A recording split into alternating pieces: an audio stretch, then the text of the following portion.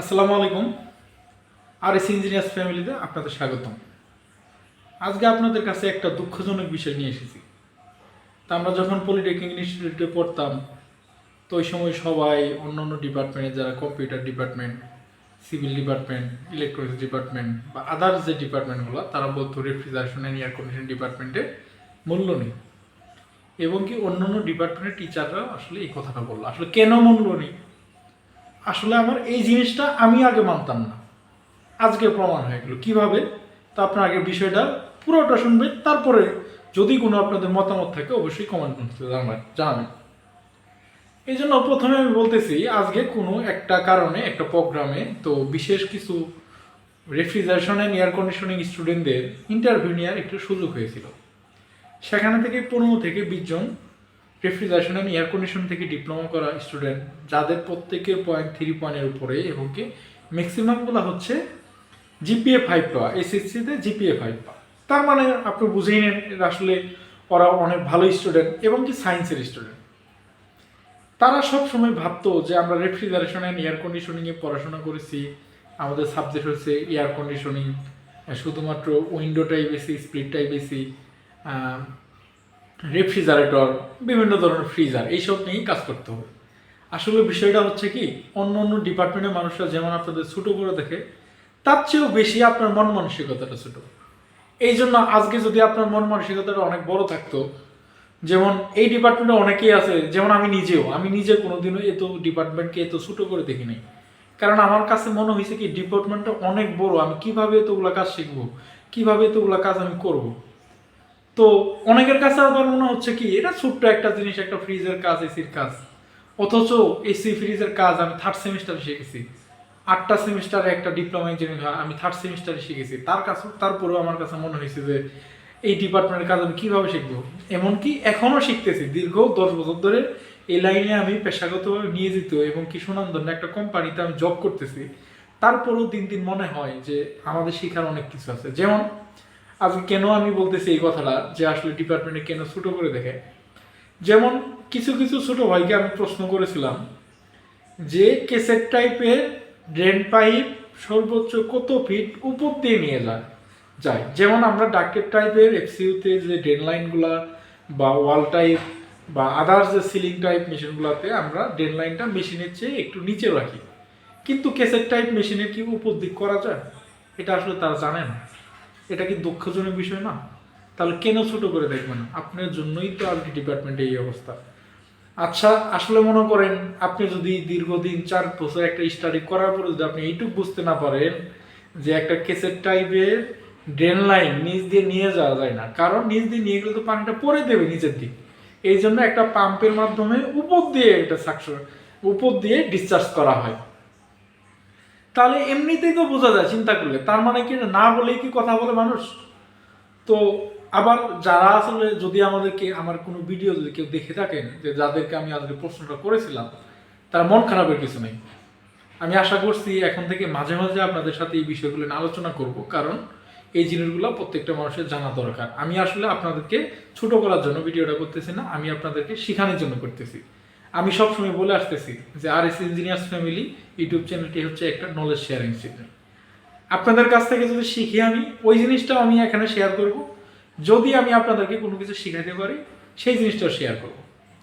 ঠিক কিছুদিন আগে আমি আপনাদের একটা বলছিলাম যে একটা যে কোনো ইঞ্জিনিয়ারের ইউনিট কনভার্টারটা শেখা খুবই জরুরি। এই জন্য আমি আজকে বাধ্য হয়ে একটা ইউনিট কনভার্টার একটা সফটওয়্যার আপনাদের কিভাবে কাজ করতে হয় আমি দিয়েছি। যে জিনিসটা আসলে সফটওয়্যার লাগে না, যে কত mm 1 ইঞ্চি, কত mm 1 ফিট, কত mm 1 মিটার, জাস্ট বেসিক 2-3টা ইউনিট শিখলেই হয়ে যায়। এটা মুখস্থ রাখবেন, বাকিটা আপনারা যদি গুগলে সার্চ করেন সাথে সাথে পেয়ে যাবেন। তো এই জন্য তো বলার কিছু নেই। তো বিষয়টা আমি সবাইকে বলতেছি যে এখন থেকে আমি প্রত্যেকদিন যে বেসিক যে জিনিসটা, আমি তো ভাবছি এতদিন যে আসলে এইসব ছোটোখাটো জিনিসের তো আসলে করার কিছু নেই, কারণ এটা তো সবাই জানে। তো আপনাদের জন্য দয়া করে আপনারা একটু নিজেকে স্টাডি করবেন, নিজেকে ডেভেলপ করবেন। কারণ আপনি যদি দীর্ঘদিন একটা জায়গায় জব করেন বা কোনো জায়গায় ইন্টারভিউ দিতে যান, নিজে যদি কোনো প্ল্যান পরিচালনা করতে চান, অবশ্যই আপনার এই জিনিসগুলো জানা দরকার। কারণ আপনি বা আপনার কাছে যখন আপনার একটা ছোটো ভাই শিখতে আসবে, আপনি কি শিখাবেন? যদি আপনার একটা জেনারেল লাইনের মানুষও প্রশ্ন করে ভাই এটা আমি বুঝতেছি না, আপনি কি বুঝাবেন? এই জন্য আপনাদের করতে হবে কি, যে যা জায়গা থেকে সবার একটা দায়িত্ব, নিজের স্কিলটা ডেভেলপ করলেই আমরা যে ডিপার্টমেন্টে পড়াশোনা করি এই ডিপার্টমেন্টের সুনাম বৃদ্ধি পাবে। এই জন্য আমাদের করতে হবে কি, বেসিক যে জিনিসগুলা আমি বারবার বলেছি, আপনারা অনেকেই এটা আসলে স্কিপ করে যান, যে এটা সহজ একটা জিনিস, এটা কি শিখবো, আমি তো শিখবো চিলার চালানি, আমি তো ডিজাইন শিখবো। ভাই আপনি যদি বেসিক জিনিসই না পারেন, আপনি ডিজাইনের কি শিখবেন? আরেকটা বিষয়, আমি কিন্তু গত একটা ভিডিওতে বলেছিলাম যে আমাদের প্রজেক্টে কিছু টেকনিশিয়ান লাগবে। আমি এখন পর্যন্ত কোনো টেকনিশিয়ানের সিভি পাইনি। আর ভাই আমি বারবার বলতেছি, টেকনিশিয়ান পোস্টে কোনো ডিপ্লোমা ইঞ্জিনিয়ার অ্যাপ্লাই করা যাবে না। তারপরেও আমি একটা কথা বলেছিলাম, যদি কেউ কাজ শিখতে চায়, ভাই আপনি কাজই শিখবেন হেল্পার হিসেবে, আপনি কেন সিভিতে লেখেন ডিপ্লোমা ইঞ্জিনিয়ার? আপনার সম্মান নাই দেখেছি কি আমাদের নাই? আপনার জন্য কি সবাই সম্মান হারাবে যে একটা ডিপ্লোমা ইঞ্জিনিয়ার বেসিক কাজগুলো জানে না, সে কাজ শিখতে আসছে? দয়া করে কোনো সিভিতে আপনারা যদি হেল্পার পোস্টে জব করতে চান, শুধুমাত্র এসএসসি পাস লিখবেন। আপনি লিখবেন না যে আপনি ডিপ্লোমা ইঞ্জিনিয়ার। যেদিন আপনার কাজ শিখবেন সেই দিন আপনি সিভিতে ডিপ্লোমা ইঞ্জিনিয়ার, এর আগে আপনারা লিখবেন না। লিখলে হয় কি, আপনাদের জন্য যারা ভালো আছে তাদের বদনাম হয়। যারা বলে যে ডিপ্লোমা ইঞ্জিনিয়াররা সামান্য কাজটা পারে না, হেল্পারের সাথে কাজ করে, ভাই আপনার জন্য এই ডিপার্টমেন্টের বদনাম হবে, এটা আপনি বা কিভাবে নেবেন? আপনি যদি শিখতে একান্তই প্রয়োজন হয়, অবশ্যই যদি কাউকে সিভি পাঠান, আপনি যে ডিপ্লোমা ইঞ্জিনিয়ার এই জিনিসটা আপনাকে হাইড করতে হবে। এবং কি আমাকেও যদি সিভি পাঠান, অবশ্যই আমি যদি না জানি, আমি যদি জানি যে আপনি ডিপ্লোমা ইঞ্জিনিয়ার একটা হেল্পার পোস্টে চাকরি করতে চান, কারণ আমার একটা প্রেস্টিজে বাজে, আমি নিজেও যেহেতু ডিপ্লোমা ইঞ্জিনিয়ার, আমি কাউকে নেব না, ডিপ্লোমা ইঞ্জিনিয়ারকে আমি হেল্পার পোস্টে নিব না। আপনারা যদি না পারেন, আপনারা যদি স্কিল বাড়ানোর জন্য আমি একটা কথা বলছিলাম যে যারা কাজ একবারই জানেন না তারা অ্যাপ্লাই করতে পারেন, কিন্তু এই নয় আপনি একটা ভাব নিয়ে আসবেন আমি একটা ইঞ্জিনিয়ার।